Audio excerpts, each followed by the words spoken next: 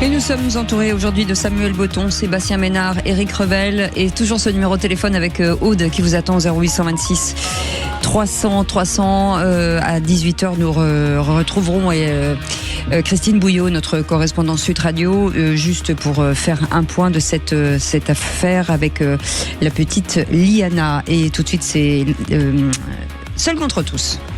Les vraies voix Sud Radio. Seul contre tous. Éric Revel, vous dites que pour éviter de nouvelles émeutes, il faut une loi spéciale avec des pouvoirs spéciaux pour les forces de l'ordre. Écoutez, vous vous souvenez de l'incendie qui avait ému le monde entier de Notre-Dame, notre cathédrale française, Notre-Dame de Paris. Emmanuel Macron avait eu le bon réflexe pour contourner les blocages administratifs, les bisbilles entre ministères. Il avait actionné l'article 38 de la Constitution qui permet, via une loi spéciale, de passer outre tous ces blocages bien français, des normes, Résultat, le président de la République a tenu son pari. Notre-Dame a été reconstruite en 5 ans, avec de l'argent souvent privé d'ailleurs, essentiellement privé, qui est venu du monde entier, qui est venu aussi de nos milliardaires français, vous voyez, sur lesquels on tape, mais qui ont été parfois discrets, qui ont donné des centaines de millions d'euros. Et c'était pas encore assez, visiblement. Et voilà, c'était pas encore assez. Et je dis simplement que devant l'ampleur que prennent ces festivités émeutières, parce qu'il s'agit bien d'émeutes, on a assisté à des émeutes dans les rues de Paris, de 70 villes françaises. Il faudrait peut-être mettre en place, je crois même pour les Jeux Olympiques, on l'avait fait, une loi spéciale qui permet... une loi spéciale JO. Voilà, une loi spéciale JO, une loi qui permettrait à la police, dans l'exercice évidemment contrôlé de ses moyens et de son action, de pouvoir non pas faire du maintien de l'ordre, mais de rétablir l'ordre dans les rues françaises. Parce que vous allez avoir un enchaînement quand même diabolique, la fête de la musique, bien sûr, dans peu de temps, vous allez avoir la Coupe du Monde de football. Alors, il n'y a peut-être pas que l'équipe de France qui intéressera les émeutiers, vous voyez, on a des communautés assez fortes dans ce pays, représentées, dont les équipes sont qualifiées pour la Coupe du Monde nord-américaine. Donc je dis, à événements et à émeutes spéciales, il faut une loi spéciale, voilà, pendant toute cette période-là, qui donnera la possibilité, une fois pour toutes, d'être ferme face à ces émeutiers qui nous emmerdent et qui en plus nous collent sur le dos la réparation via les contribuables que nous sommes tous, des exactions qu'ils ont commises dans nos rues. Voilà, parce que si c'est pas la prime d'assurance qui augmente, c'est les impôts dans lesquels on va ponctionner. Quand je pense que dans la loi qui a été, heureusement cette taxe a été sortie, certains avaient imaginé de nous coller dans nos primes d'assurance une taxe émeute. C'est-à-dire que tous les Français devaient être solidaires de ces émeutiers qui pètent tout en France. Allez. Eh bien, une loi spéciale, voilà, que le gouvernement ait le courage et que Sébastien Lecornu, au lieu de faire ses moulinets placides à l'Assemblée nationale, prenne des décisions. Philippe. Voilà, c'est mon seul contre tous. Alors, moi, je vais pas être d'accord avec Éric Revel. Sur le fond, oui, mais sur la forme. Et alors Mais les juges ne s'en foutent des lois, ils ne les appliquent pas. Mais donnez la possibilité à la police. Vous savez ce qui m'est arrivé, mon cher Philippe ? Je me suis retrouvé, moi, samedi soir. Je me suis retrouvé dans cette situation. Je rentrais chez moi, dans ma bagnole. Je suis tombé face à des centaines de personnes. Il habite en haut des Champs-Élysées. Qui tapaient... Non, pas du tout. J'habite à Boulogne. Qui tapaient sur mes carreaux. PSG, qu'est-ce que vous faites ? Vous accélérez, vous reculez, vous attendez que les mecs montent, vous ce que je vous dis, c'est que vous pouvez faire toutes les lois que vous voulez. Rappelez-vous Macron, recevant le PSG. Bon, maintenant, c'est fini, le jeu est terminé. Loi spéciale, Philippe, donnez la possibilité aux forces de l'ordre de rétablir l'ordre dans ce pays. Non, moi je crois que pour que ça marche, il faut élire les juges. Et c'est-à-dire que les juges qui n'appliquent pas les lois, vous les jartez aux élections suivantes. Point barre. Trump sort de ce corps. Non, c'était aux États-Unis depuis des décennies et des décennies, l'élection des juges. Ça date pas de Trump. Je suis pas sûr que le système américain soit celui sur lequel il fait. Au moins, il n'est pas laxiste. Il y a des shérifs aux États-Unis. Bon, en tout cas, Monsieur Revel, achetez-vous un gyrophare et ça vous permettra de Non, mais attendez, je continue quand même le truc. Donc j'arrive pratiquement devant chez moi. À ce moment-là, tapis de grenades lacrymogènes. Donc brouillard épais. Oui. Il y a des CRS qui m'intiment l'ordre de rouler. Qu'est-ce que vous foutiez dans votre bagnole ce soir-là ? Vous ne pouvez pas être devant votre télé devant tout le monde ? Je rentrais d'une intervention radio. je continue d'avancer avec ma voiture, avec l'angoisse de me dire, mais s'il y a des mecs qui traversent, je vais en percuter un. Et moi, vous savez ce que je fais comme bon Français qui a peur de se prendre un PV? Je m'arrête au feu rouge suivant. Et là, les CRS courent et me disent, mais monsieur, grillez le feu rouge, vous voyez bien qui tire au mortier. Et là, vous avez pris une amende, la caméra. Non, alors justement, en plus, je me suis arrêté au feu rouge. Vous voyez, bon, ben voilà, là tout est dit. Il y a la France qui paye ses PV et la France qui emmerde tout le monde. Non, oui, je vois bien l'idée sur le fond. Ça m'est arrivé, mais Samuel, ça, vraiment. Non, ne contestez pas. Alors sur ça, absolument J'habite pas. pas loin du Parc des Princes. Il ne conteste rien, Samuel. J'ai bien compris de quelle radio vous étiez parti et où vous avez atterri. Sur l'idée en elle-même, en fait, ce qui me gêne, c'est qu'on laisse sous-entendre qu'aujourd'hui, les forces de l'ordre n'ont pas le champ d'action qui leur est. Mais c'est vrai. C'est pas le ressenti que j'ai sur toutes les manifestations qu'ils ont à couvrir, à surveiller, et même sur la lecture des faits qu'on a pu avoir de samedi soir dernier. Vous aimez beaucoup jusqu'alors. Oui, je sais, mais j'ai pas fini. Oui, vous avez l'impression qu'il y avait des gentils supporters qui fêtaient tranquillement. Alors, on en revient à ce point-là. Oui, dans Paris, vous aviez des gentils supporters qui fêtaient ça tranquillement. Après, vous avez raison sur un point.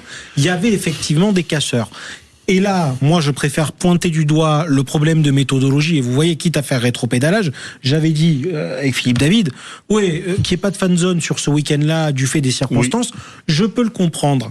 Avec le recul, je me demande ce qui se serait passé si on avait eu des fan zones. Des fan zones où va le vrai supporter qui a envie de voir le match et de faire la fête avec ses potes. Et comment est-ce qu'on aurait pu maîtriser plus facilement les casseurs et les émeutiers qui, eux, dont on sait qu'ils vont se rendre sur les Champs-Élysées. Des bonbons, Samuel, en leur offrant des fleurs, en leur demandant d'arrêter de tout casser. Si on avait des forces de police qui étaient allouées au bon endroit, au bon moment, sur les bonnes missions, et qu'on avait eu ces fan zones, je pense qu'on aurait empêché beaucoup de choses. Vous êtes contre la loi spéciale? Oui. Bah oui, vous aimez pas ça. Moi, je vais dire à Eric Revel, c'est attentatoire à la liberté. Même si et moi, la liberté de rouler tranquillement dans ma voiture, c'est pas la mienne. Même si la rubrique, ça on s'en fout, même si la rubrique s'appelle Ce contre tout, je suis avec vous, Eric Revel. Voilà, évidemment qu'il faut. Je vous filerai pas de réponse pour qui l'a dit. Non, mais évidemment qu'il faut pas souscrire à ce que dit Philippe David, qui consiste à dire les juges sont incapables de machin. Non, mais c'est pas que ça. Ils ont dit à Macron, on se fout de votre avis. Vous avez, quand on regarde les images, il y a une problématique de doctrine, même si ça s'améliore. La doctrine qui consiste à sortir calmement, gentiment des jeunes gens qui étaient en train de piller des boutiques. Moi, je les ai vus. On voit finalement les forces de l'ordre qui hésitent à leur foutre sur la gueule, mais qui ne le font pas. Parce qu'ils n'ont pas le droit. C'est ça le problème. Etc. Il faut que la doctrine change et que la peur change de camp. Voilà. Tu sabotes une boutique, tu brûles un abribus, tu te prends une bonne branlée et t'es déféré devant un juge. Voilà ce qu'il faut faire. On se calme. Ça n'engage que moi, mais c'est ma liberté, Madame de Minibus. Oui, mais c'est quand même pas d'incitation. Vous n'aurez pas sa liberté de penser, comme chantait Florent Pagny. C'est ça.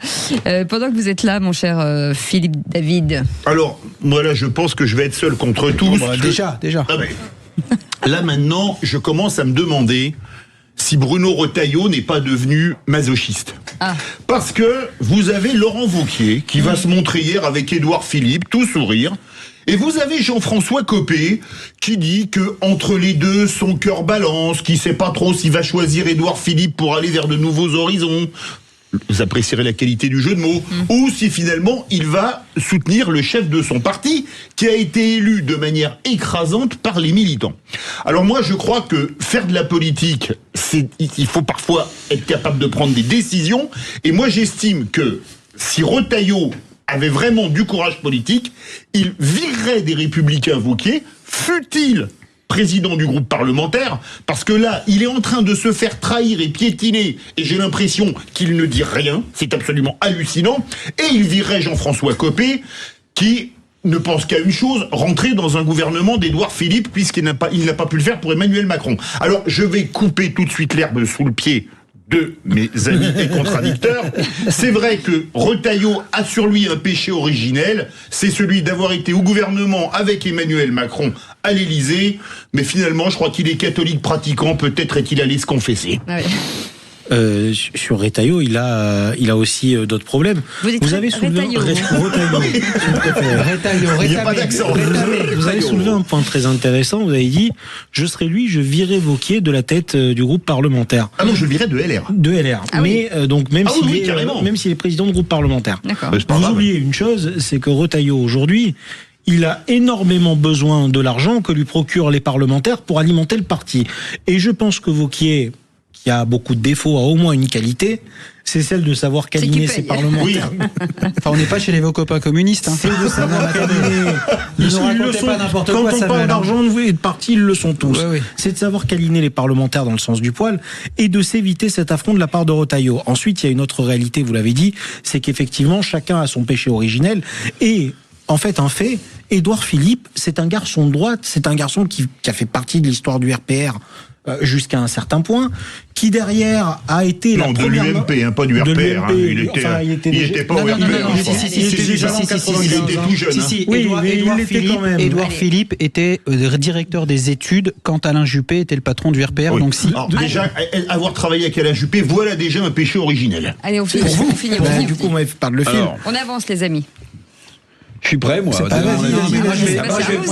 je vais vous dire ce que je pense. Mais rapidement, parce que votre avis ne nous intéresse pas. Non, mais d'accord, peut-être un petit peu plus que le vôtre, qui est déjà bien tranché, bien connu. Non, vous allez voir. La réalité, c'est que je vais vous surprendre. C'est ce qu'on a raconté à de nombreuses reprises sur cette antenne est en train finalement de gagner, je dirais, la tête de celles et ceux qui sont à la tête des états-majors politiques. Aujourd'hui, ils sont tous persuadés que la division du centre, la division de la droite, c'est la victoire de François Hollande. Ils en sont tous persuadés. C'est la raison pour laquelle vous avez des gens comme Nathalie Kosciusko-Morizet qui réapparaissent 10 ans après votre disparu, dire j'arrive, je vais soutenir Édouard Philippe, que vous avez finalement Jean-François Copé qui a été anti-Macron, anti-Édouard Philippe pendant 8 ans. 8 ans. Moi, j'entendais Jean-François dans des dîners, etc., qui nous disait que pique-pan sur Macron, sur mon macronisme et sur toutes celles et tous ceux qui avaient franchi le Rubicon.